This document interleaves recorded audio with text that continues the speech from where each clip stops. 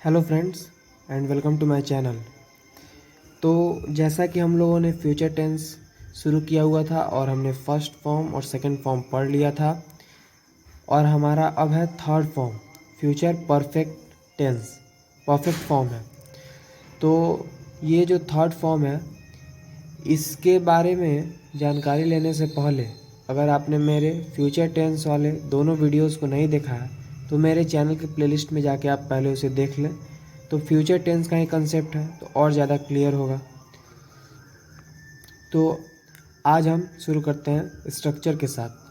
तो जो future perfect tense है उसका जो स्ट्रक्चर है उसका स्ट्रक्चर होता है सब्जेक्ट प्लस शैल या will plus have plus verb का थर्ड फॉर्म यानी कि भी3 और प्लस ऑब्जेक्ट।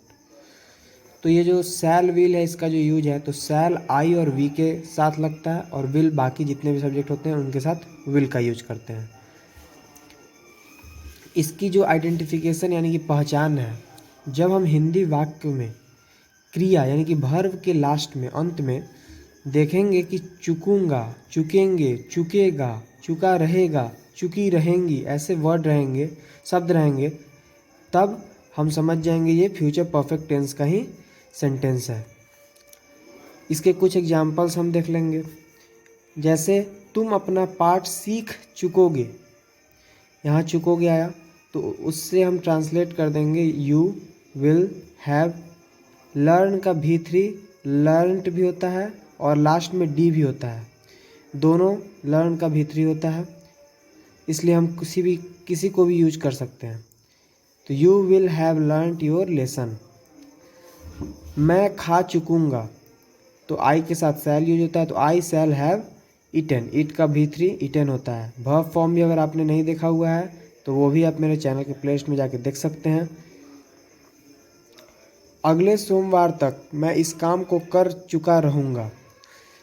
अब यहाँ पे आप सोचेंगे कि ये रहूँगा यानी कि ये तो फ्यूचर कंटिन्यूअस टेंस का हो गया, लेकिन मैंने present perfect tense, past perfect tense सब में बताया हुआ है कि एक चुका जहाँ रहता है वो परफेक्ट फॉर्म का ही सेंटेंस होता है।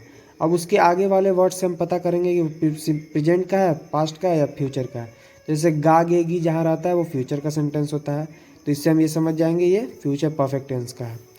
तो इसे हम बना देंगे। सबसे पहले हम बनाएंगे मैं इस काम को कर चुका रहूँगा, तो I shall have finished the work, इतना तक हो गया।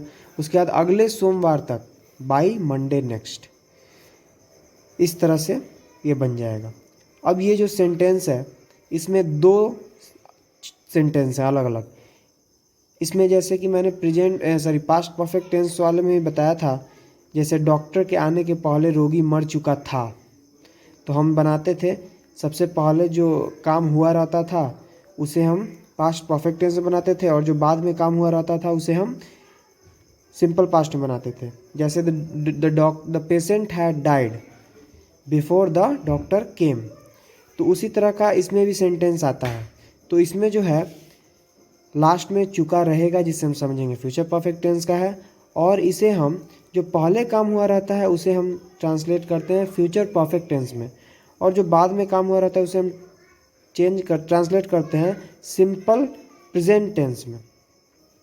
तो जैसे कि डॉक्टर के आने के पहले रोगी मर चुकेगा या चुका रहेगा, तो पहले रोगी के मरने की बात की जा रही है, the patient will have died before the doctor comes, ये सिंपल प्रेजेंट और ये future perfect.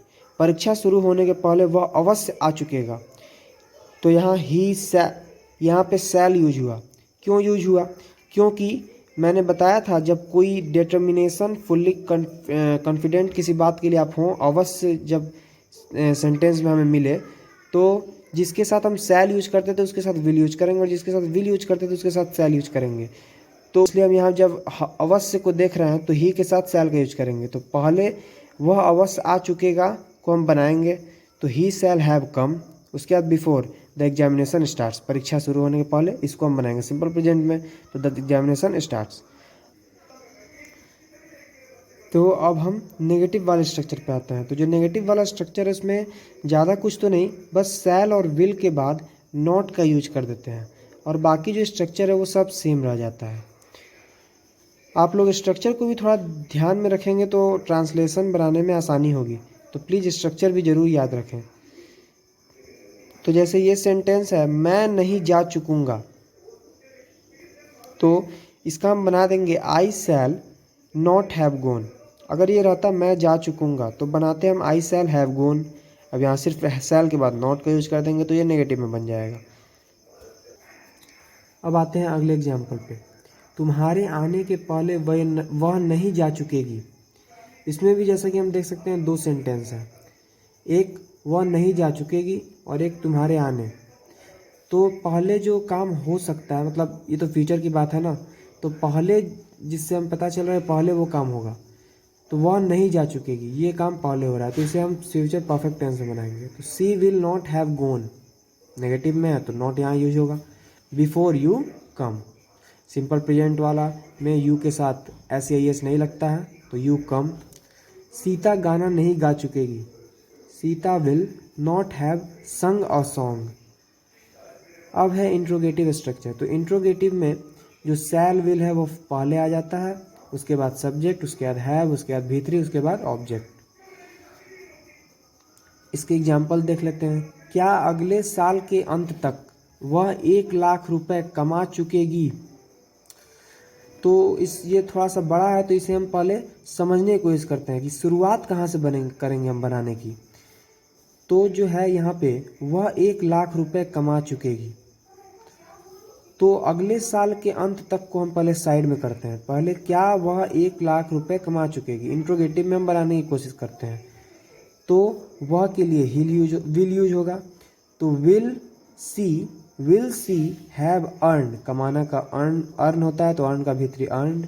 Will see have earn 1 lakh rupees, यहाँ तक सही है। उसके बाद अगले साल के अंत तक, यानी कि by the end of next year हो गया। इस तरह से हम इस टाइप के सेंटेंस को जो बड़े हैं उसको हम बना सकते हैं। पहले उसे समझने की कोशिश करेंगे आखिर हम शुरुआत कहाँ से करेंगे बनाने की। उसके बाद है क्या तब तक वह वहीं सो चुकेगा, तो will he have slept there by then, तब तक के लिए बाय देन। अब ये जो है इंट्रोगेटिव नेगेटिव, तो ये जो इंट्रोगेटिव का स्ट्रक्चर है उसमें हम सब्जेक्ट के बाद नॉट यूज करते हैं तो इंट्रोगेटिव नेगेटिव हो जाता है।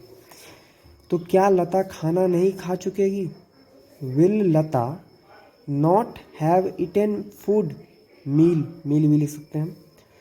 क्या आपके बच्चे नहीं सो चुके रहेंगे, will your children not have slept. तो अब है WH वर्ड्स वाले। तो ये जो स्ट्रक्चर है WH वर्ड्स सबसे पहले होते क्या हैं, मैंने हर वीडियो में बताया हुआ है। WH वर्ड्स जो हैं व्हाट, वाई, वेयर, हाउ, ये सारे वर्ड्स जो हैं WH वर्ड्स में आते हैं। तो ये इनके जो स्ट्रक्चर हैं, तो पहले इसमें WH वर्ड आता है और उसके बाद जो इंट्रोगेटिव का स्ट्रक्चर होता है वो सेम रह जाता है और लास्ट में क्वेश्चन मार्क तो लगना ही है क्योंकि ये सारे क्वेश्चन वाले हैं, तो क्वेश्चन मार्क तो यूज होगा ही। वह क्या कर चुका रहेगा, तो ये जो क्या है इसमें क्या है, ये क्या पहले आ रहा है, ये यस नो क्वेश्चन के लिए है। और ये जो क्या है कोई आंसर मांग रहा है उसके लिए क्या, ये जो बीच में आता है उसे हम उसके लिए वाट यूज कर देते हैं। और जो पहले आता है उसे हम उसके लिए पहले विल, शैल, मतलब जिस तरह के सेंटेंस रहेंगे उसके हिसाब से इसके ऑक्सिलरी वर्ब को यूज करेंगे। इसमें हम what will he have done, मैंने यहाँ क्वेश्चन मार्क छोड़ा हुआ है, तो what will he have done. मेरे आने के पहले वह क्यों सो चुकेगा, why will he have slept before I come. ये वही एक सेंटेंस में दो हैं, तो पहले वाले को फ्यूचर परफेक्ट टेंस में बनाएंगे और दूसरे वाले को सिंपल प्रेजेंट टेंस में बनाएंगे। ऐसे वाले सेंटेंस में है तुम कहाँ जा चुके रहोगे, where will you have gone. तो इस तरह से हमारा जो फ्यूचर परफेक्ट टेंस है वो यहीं पे ख़त्म होता है। अब हम अगले वीडियो में पढ़ेंगे फ्यूचर परफेक्ट कंटिन्यूअस टेंस, जो कि टेंस का लास्ट वीडियो होगा। तो आज के लिए इतना ही, थैंक यू।